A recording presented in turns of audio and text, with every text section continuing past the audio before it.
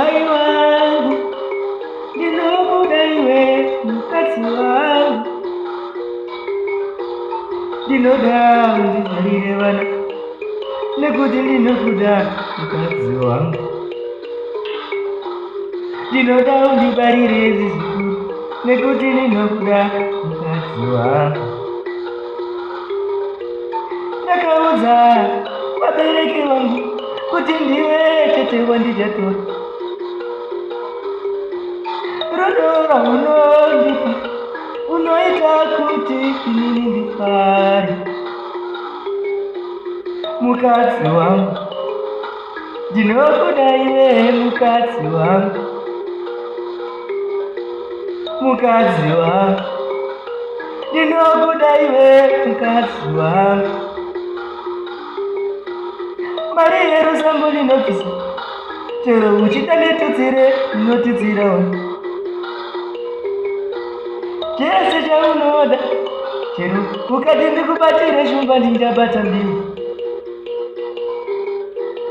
Shuva mukadzi wangu, ndinokuda iwe mukadzi wangu,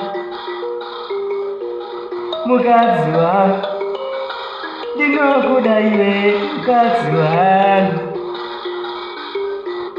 Chero ukanzi uri mwana wamambo, kwese ndinokutevera iwe. Chero ndikanzi kurohwa sei, ndingatozare maronda mumusana. Oye, oye, ndinokuda mukadzi wangu. Ndichakuimbira rumbo rwedu echinyakare,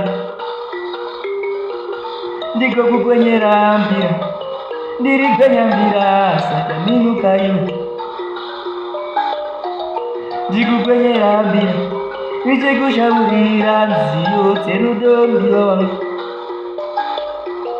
Inini ndinokuda iwe mukadzi wangu, inini ndokuda mukadzi wangu, inini ndokuda iwe mukadzi wangu, inini ndokuda mukadzi wangu. Yake mukadzi wangu, yake mukadzi wangu, yake mukadzi wangu, yake mukadzi wangu.